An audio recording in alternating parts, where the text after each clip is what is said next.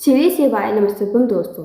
जैसा कि दोस्तों आप सब जानते हो, कल है शनिवार का दिन और शनिवार के दिन पड़ रही है पंचमी तिथि, जो कि बहुत ही खास और विशेष होती है।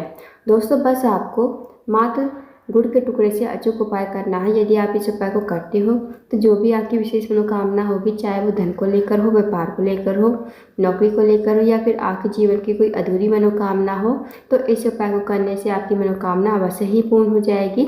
साथ ही अगर आपके जीवन में कोई समस्या चल रही है, वो समस्या भी आपके जीवन से समाप्त हो जाएगी।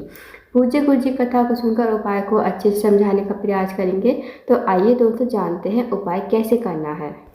दोस्तों पहला जो उपाय है वो है विशेष मनोकामना पूर्ति के लिए।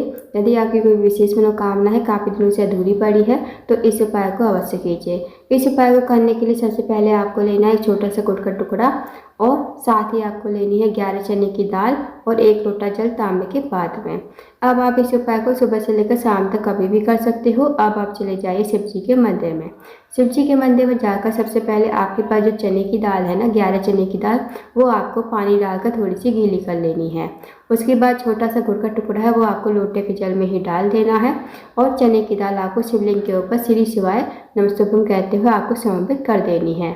उसके बाद दोस्तों जो आपने गुड़ का टुकड़ा लोटे के जल में डाला है ना, उसे अपने हाथ में लेना है। भगवान से प्रार्थना करनी है जो भी आपकी मनोकामना है, चाहे वो धन को लेकर हो, व्यापार को लेकर हो, नौकरी को लेकर हो या आपके जीवन की कोई अधूरी मनोकामना है, तो अपनी मनोकामना कहिए और इस लोटे के जल को शिवलिंग के ऊपर श्री शिवाय नमस्तुभ्यम कहते हुए आपको धीरे धीरे समर्पित कर देना है। उसके बाद आपको 2 मिनट मंदिर में बैठना है, श्री शिवाय नमस्तुभ्यम का जाप करना। फिर आपको भगवान को प्रणाम करके विनती करके आपको अपने घर पर आ जाना है। तो दोस्तों इस उपाय को अवश्य कीजिएगा, बहुत ही अचूक और विशेष उपाय है। अब जानते हैं दोस्तों अगले उपाय के बारे में। अगला जो उपाय है दोस्तों, अगर आपका कोई कार्य है बहुत दिनों से अटका हुआ है, आप नौकरी के लिए जाते हो, नौकरी आपको नहीं मिल पा रही या फिर आपका इंटरव्यू क्लियर नहीं हो पा रहा है, तो आप इस उपाय को करके देखिए। इस उपाय को करने के लिए सबसे पहले आपको लेना है 1 लोटा जल तांबे के पात्र में, साथ ही आपको लेना है 1 बेलपत्र। अब जो आप बेलपत्र लोगे ना, वो कहीं से कटी फटी खंडित नहीं होनी चाहिए। साथ ही दोस्तों आपको लेना है 1 से 2 चम्मच शहद। अब आपको चले जाना शिव जी के मंदिर में। शिव जी के मंदिर में जाकर सबसे पहले आपके पास जो 1 लोटा जल है, वो जल आपको शिवलिंग के ऊपर श्री शिवाय नमस्तुभ्यम कहते हुए समर्पित कर देना है। उसके बाद जो आपके पास बेलपत्री है ना, बेलपत्री की बड़ी वाली पत्ती पर आपको शहद से ओम का निर्माण करना है और जो 2 पत्ती हैं, एक एक बिंदी आपको शहद की उन 2 पत्तियों पर लगा देनी है।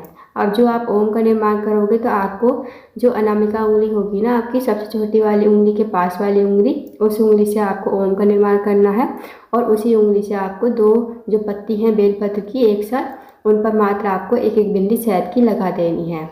इस बेलपत्र को फिर हाथ में लोगे, भगवान से प्रार्थना करोगे जो भी आपका कार्य अटका हुआ है, बहुत दिनों से पूर्ण नहीं हो रहा है या फिर आपकी नौकरी नहीं लग पा रही है, आप भगवान से प्रार्थना कीजिए, विनती कीजिए और इस बेलपत्र को शिवलिंग के ऊपर समर्पित कर दीजिए श्री शिवाय नमस्तुभ्यम कहते हुए।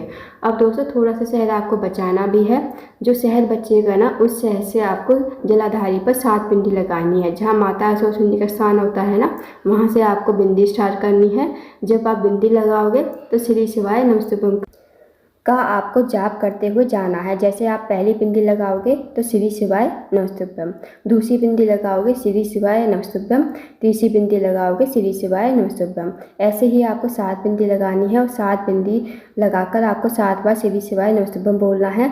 जो आपकी लास्ट वाली बिंदी वो आपको जलाधारी के एंड होता है ना, जहाँ से पानी नीचे बहकर गिरता है, तो वहाँ पर आपको 7वीं बिंदी लगानी है।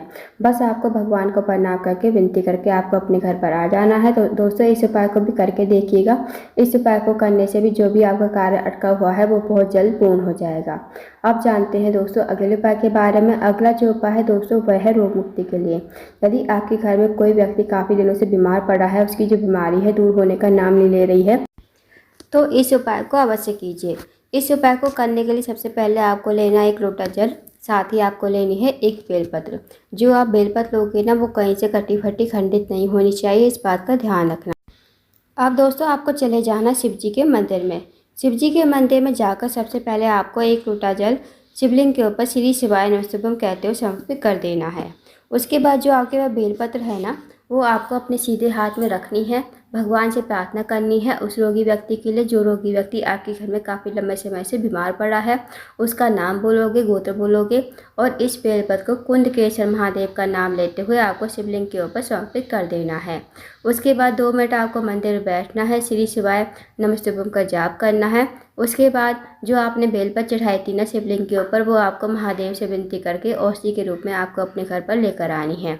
इस बेलपत्र को घर पर लाकर उस रोगी व्यक्ति को खिलाना है जो रोगी व्यक्ति आपके घर में काफ़ी लंबे समय से बीमार पड़ा है। उसको आपको कुंदकेश्वर महादेव का नाम लेते हुए इस बेलपत्र को चबा चबा कर खाने को कहना है। यकीन मानिए दोस्तों, यदि आप इस उपाय को कर लेते हो तो जो भी आपके घर में काफ़ी लंबे समय से बीमार पड़ा है उसकी जो बीमारी है धीरे धीरे ठीक होने लगेगी। तो इस उपाय को अवश्य कीजिएगा। अब जानते हैं दोस्तों अगले उपाय के बारे में। अगला जो उपाय है वो है, अगर आपके जीवन में धन की कमी है, पैसों की तंगी, आर्थिक तंगी से बहुत ज़्यादा परेशान हो, या फिर आपके घर में माता लक्ष्मी का वास नहीं है, माता लक्ष्मी आपसे रूठी हुई है, तो इस उपाय को अवश्य कीजिए। इस उपाय को करने के लिए आपको लेना है 1 लोटा जल आपको लेना है, साथ ही आपको लेनी है 1 बेलपत्र, 1 शमी पत्र, 1 हरा मूंग का दाना, 1 चावल का दाना आपको लेना है। अब ये जो 4 सामग्री आप जो भी लोगे ना वो खंडित नहीं होनी चाहिए, इस बात का विशेष ध्यान रखना। अब दोस्तों ये चारों सामग्री जो है आपके पास, ये आपको लोटे के जल में ही डाल देनी है। 1 बेलपत्र, 1 शमी पत्र, 1 चावल का दाना और 1 हरा मूंग का दाना।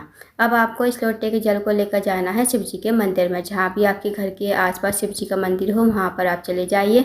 शिव जी के मंदिर में जाकर सबसे पहले आपको उत्तर की तरफ मुँह करके खड़ा होना है। फिर आपको भगवान से प्रार्थना करनी है, अपनी मनोकामना कहनी है। जो भी आपके जीवन में धन की समस्या है, हे महादेव मेरे जीवन में धन की बहुत ज़्यादा समस्या है, धन की वृद्धि नहीं है, धन प्राप्ति नहीं है, माता लक्ष्मी का हमारे घर में वास नहीं है, माता लक्ष्मी हमसे रूठी हुई है। आप कुछ ऐसी कृपा करें कि माता लक्ष्मी का हमारे घर में वास हो जाए और हमारे जीवन में कभी धन की कमी ना हो। तो आपको ऐसी प्रार्थना विनती करते हुए 1 लोटा जल आपको शिवलिंग के ऊपर समर्पित कर देना है। आपको श्री शिवाय नमस्तुभ्यम का जाप करते हुए जाना है जब आप 1 लोटा जल शिवलिंग के ऊपर आपको समर्पित करोगे। उसके बाद आपको 2 मिनट मंदिर बैठना है, श्री शिवाय नमस्तुभ्यम का जाप करना है। फिर आपको भगवान को प्रणाम करके विनती करके आपको अपने घर पर आ जाना है। तो दोस्तों बहुत ही अचूक एवं विशेष उपाय है। इस उपाय को यदि आप करते हो तो आपके जीवन में कभी धन की कमी नहीं होगी और माता लक्ष्मी हमेशा आपके घर में वास करेगी। तो इस उपाय को भी अवश्य कीजिएगा। तो दोस्तों ये थे कुछ विशेष उपाय जो आपको शनिवार की पंचमी तिथि के दिन करने हैं। इन उपाय को अवश्य कीजिए। अगर आपको जानकारी पसंद आई हो वीडियो को लाइक करें, शेयर करें, चैनल को जरूर सब्सक्राइब करें। कमेंट बॉक्स में श्री शिवाय नमस्तुभ्यम हर महादेव जरूर लिखें।